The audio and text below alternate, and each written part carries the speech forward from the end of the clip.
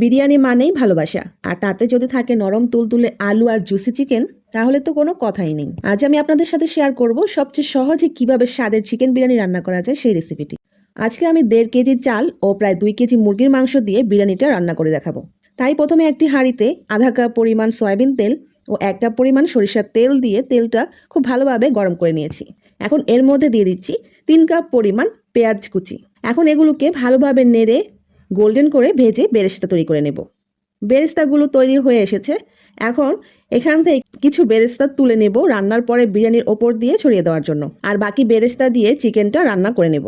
এর জন্য দিয়ে দিচ্ছি 3 টেবিল চামচ পরিমাণ আদা রসুন বাটা, 1 প্যাকেট বিরিয়ানির মশলা প্রায় সবটুকুই দিয়ে দিচ্ছি, আর অল্প একটু রেখেছি পরে চালের ওপর দিয়ে ছড়িয়ে দেওয়ার জন্য।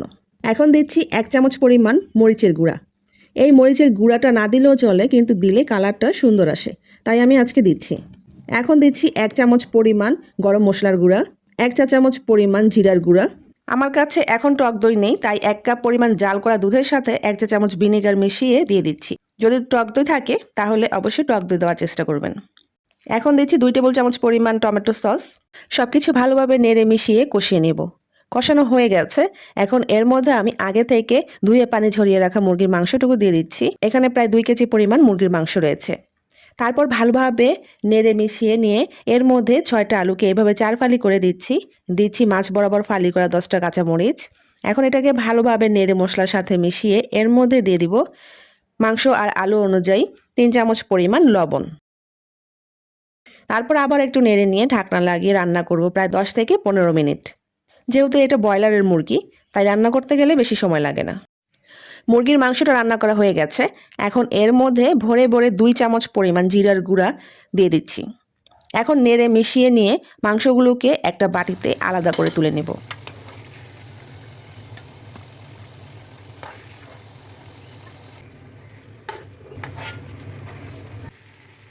তারপর এই ঝোলটার মধ্যে 2 টেবিল চামচ পরিমাণ ঘি দিয়ে দিচ্ছি। এখন মাংসের এই ঝোল আর মশলার মধ্যেই আমি আগে থেকে ধুয়ে পানি ঝরিয়ে রাখা পোলাওর চালটুকু দিয়ে দিলাম। এখন খুব ভালোভাবে নেড়ে ভাজা ভাজা করে নেব, কারণ পোলাওয়ের চাল ভালোভাবে ভেজে নিলে পোলাওটা ঝরঝরে হয়। 1.5 কেজি চালের জন্য আমি 2 কেজি পরিমাণ পানি দিয়ে পোলাওটা মিডিয়াম হাই ফ্লেমে রান্না করব 10 মিনিটের মতো।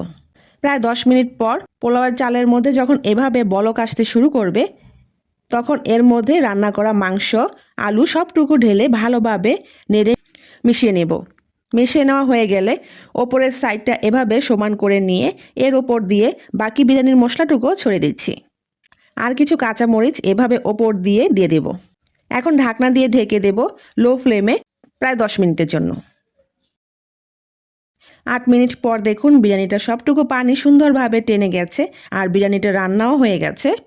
এখন চাল আর মাংস যদি ভালোভাবে না মিশে থাকে, তাই আমি আবার একটু নেড়েচেড়ে সব কিছু মিশিয়ে দিচ্ছি। এখন এর ওপর দিয়ে কিছু পেঁয়াজের বেরেস্তা আর ঘি ছড়িয়ে দেব, যাতে বিরিয়ানিটা দেখতে আরও লোভনীয় সুন্দর লাগে ও মন মাতানো একটা সুবাস বের হয়।